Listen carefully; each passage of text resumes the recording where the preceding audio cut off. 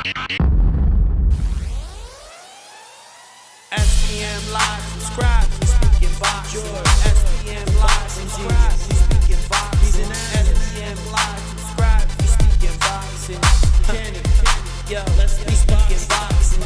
SBM Live, subscribe, we speaking boxing. Be a trainer by the great Custom Model.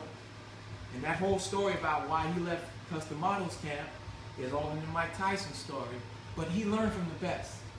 And Teddy Atlas actually had to stop his amateur boxing career. I read his book because of an injury. So he became what Cus called the young master trainer. Right away he said, you know what, I can't fight because of a back injury, so I'm going to train fighters. And Teddy is one of the best teachers in the game. So I think Tim Bradley has the upper hand, yes. Now you got Manny Pacquiao, I got Tim Bradley, and then you have Teddy Atlas versus Freddie Roach, because Freddie's talking, he's throwing some shots. Freddie has to talk shit, and Freddie's a great coach, but Freddie's been in the limelight for so long that he has to talk stuff. He talks stuff against Robert Garcia does stuff against him. I think Freddie Roach is an incredible person as a coach and what he's done to people, but I think that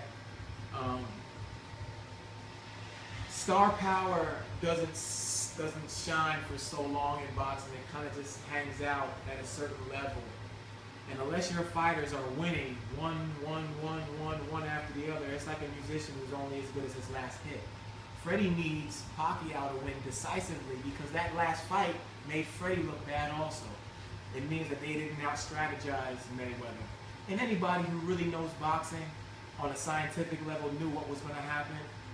Mayweather plays jazz, Manny plays rock and roll, but Manny didn't play no rock and roll that night. He couldn't keep up with the chords. Right. He said, man, I don't know what to do here. So how you see this fight panning out? I see the fight, I don't know. It could go a number of different ways. Now there's your first prediction on SBM Boxing. First prediction, I'm going to say that Tim Bradley wins by decision. Tim Bradley, well, the second fight is a rubber band match. The second fight, Tim had the first half of the fight. I gave it to him. But he, Pacquiao was able to take the second half, and it looked like I was watching Teddy Atlas working with Tim. He's working angles, he's utilizing the ring, utilizing the jab, sticking and moving, not staying flush in front of Pacquiao. Bradley is Desert Storm. He's a warrior.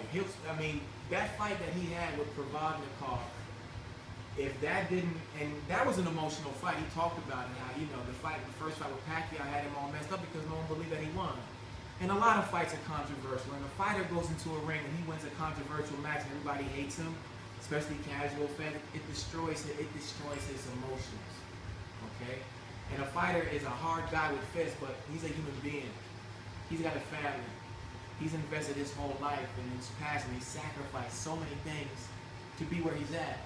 So when you got people sitting around talking about, man, he's a bump, that's just, So Tim went through it. Tim suffered concussions with the Provodnikov fight because he sat and traded with a slugger. And if he did not gain your respect during that fight, then you're not a boxing fan. I'm sorry. Yeah. Tim Bradley's one of those guys who has had to work very hard for every fight. He's never given up. He's never backed down. Oh, the Jesse Vargas fight, he almost got knocked out the last round. You know what? He did get hooked with a good right hand that last round. And you know what? That'll never happen again because Teddy stepped in and said, hey, man, let me show you why that happened. Sergio Martinez almost happened to him against Chavez. But a good fighter can take some shots and not necessarily go down.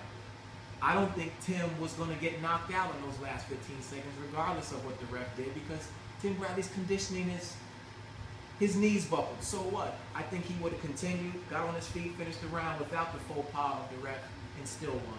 So that one shot from Jesse Vargas at the end does not negate the whole 12 rounds of dominance that Tim Bradley did to that kid.